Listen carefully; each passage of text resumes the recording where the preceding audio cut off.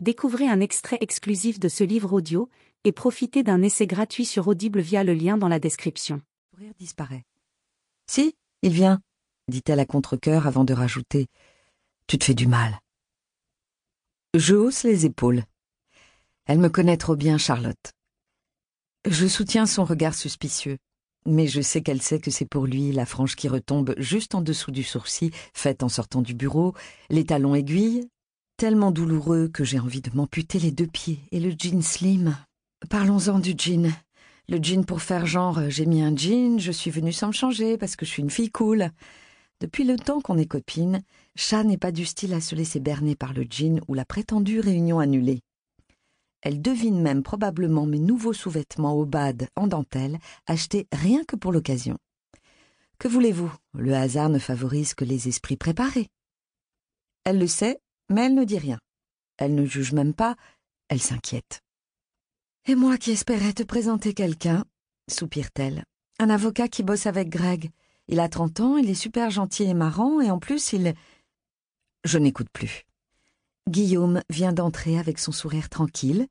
Il sort une main de la poche de son costard gris foncé pour serrer celle de Greg, le mari de Charlotte, qui pointe quelques secondes le nez hors de la cuisine pour le saluer.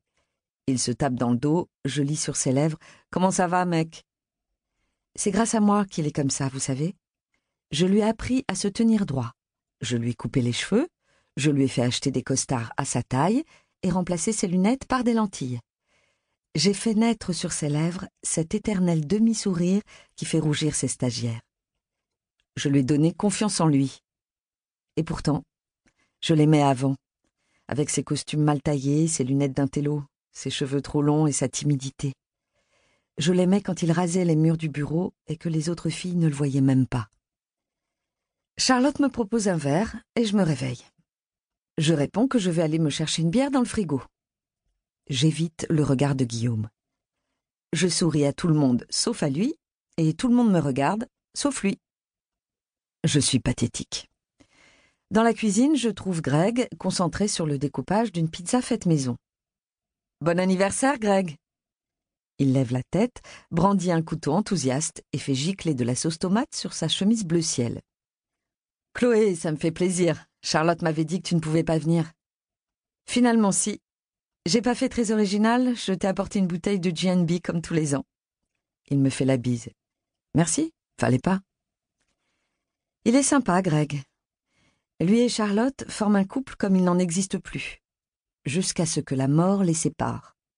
10 ans qu'ils se connaissent, et ils ont beau se disputer tout le temps, ils s'aiment encore comme au premier jour.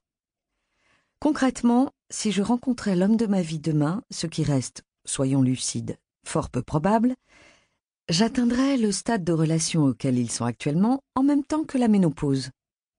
Greg prend son air un peu penaud, l'air qui le fait ressembler à Marshall dans How I Met Your Mother, et me dit après s'être raclé la gorge « Chloé, je suis désolée, mais j'avais compris que tu ne viendrais pas et du coup j'ai invité Guillaume. » Derrière moi, la voix de Charlotte répond à ma place et même si je lui tourne le dos, je sais qu'elle lève les yeux au ciel. « T'inquiète, mon cœur, ça ne dérange pas Chloé, bien au contraire. » Elle poursuit les poings sur les hanches. « En tout cas, il y a déjà 2 copains de Greg qui m'ont demandé qui tu étais. Si jamais ça t'intéresse... » J'enfourne la moitié d'une part de pizza dans ma bouche. « Ça m'intéresse. » Elle me dévisage, l'air étonné, une étincelle d'espoir dans les yeux. « Vraiment ? » ?»« Vraiment, » dis-je en engloutissant le dernier morceau. « Je ne sais pas comment tu fais pour t'empiffrer comme ça et avoir le corps que tu as, » soupire Charlotte. « Je fais énormément de sport, » dis-je la bouche pleine, « de la course à pied et du sexe avec des inconnus et j'ai un régime nutritionnel hyper sain, essentiellement à base de bière blonde. » Elle pouffe et me prend par la main pour m'emmener hors de la cuisine. Il est pas mal, son avocat. Elle connaît mes goûts, Charlotte. Plus de 10 ans qu'elle me présente tous les potes, les collègues, les cousins, les collègues des potes et les potes des cousins, des collègues de Greg. J'ai beau être un cas désespéré, elle ne m'abandonnera pas. Pas tant que je ne serai pas mariée avec 4 enfants. Elle veille sur moi. Je discute un peu avec l'avocat, je lui explique que je fais du conseil en stratégie dans un grand cabinet. Il semble impressionné. Je sors une cigarette, je voudrais du feu. Il me sourit, se rapproche pour me l'allumer en me regardant dans les yeux. Je pose 2 doigts sur sa main pour stabiliser le briquet.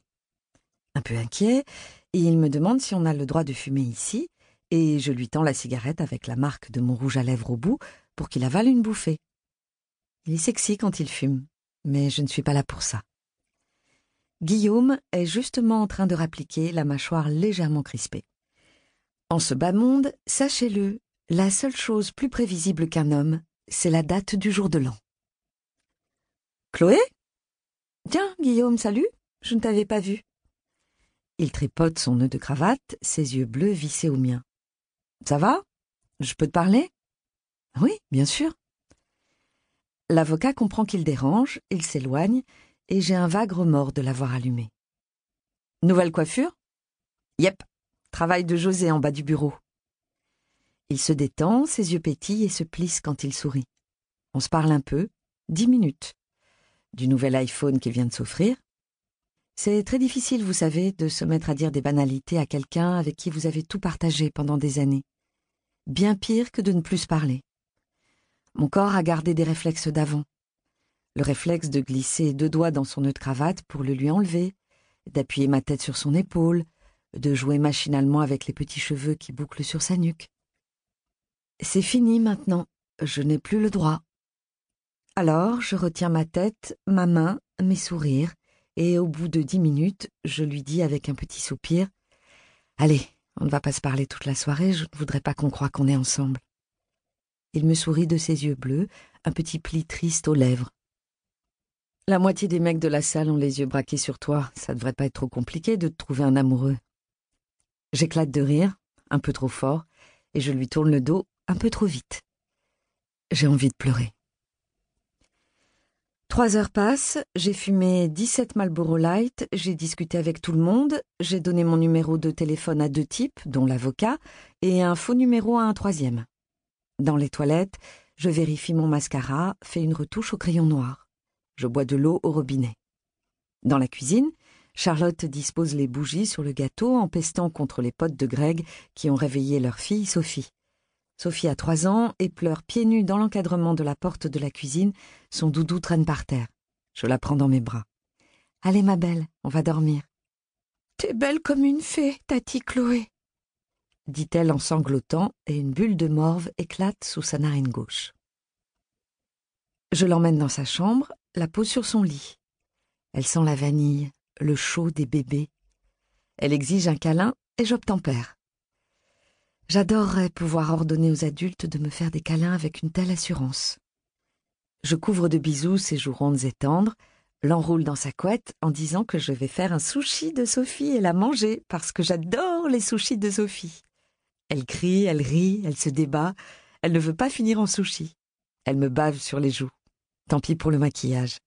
Elle accroche ses bras potelés autour de mon cou et me demande de lui raconter une histoire. J'hésite, puis je referme la porte de la chambre, allume la petite lampe bleue. Je ne lis jamais d'histoires à Sophie, je les invente pour elle. J'en ai tellement dans la tête des histoires que j'aurais voulu les écrire. Un jour, peut-être. Depuis la chambre, j'entends les invités chanter « Joyeux anniversaire » dans le salon, applaudir et siffler quand Greg souffle ses bougies. Assise sur le tapis, je raconte à Sushi Sophie l'histoire de la princesse qui avait tous les princes à ses pieds, mais qui tombe amoureuse du marchand de rêves de la rue des Étoiles. J'accumule les péripéties jusqu'à ce que ses paupières se fassent lourdes et qu'on n'entende plus que le bruit de succion de ses lèvres sur son pouce. Malgré les rires et les éclats de voix étouffés, la chambre aux meubles miniatures est étonnamment paisible. Les peluches aux yeux fixes veillent sur le sommeil de la petite fille. La lampe de chevet projette en tournant des images bleues sur le plafond et les murs. Ça doit être génial d'être Sophie, d'avoir 3 ans, d'avoir Charlotte pour maman. De ne pas savoir ce que c'est qu'un smartphone, un Tampax, une capote, un shot, une vie qui défile tous les jours un peu plus vite et qu'on est en train de rater. De croire dur comme fer que le marchand de rêves de la rue des Étoiles vous attend pour vous emmener très loin sur sa moto volante. Mon iPhone vibre, interrompant ces profondes réflexions philosophiques, et je sursaute. 23h57, Guillaume Favreau, je pars, Tu viens ? Je reste assise sur la moquette rose. J'attends 10 minutes. 10 minutes. Livre audio complet gratuit disponible en description de cette vidéo.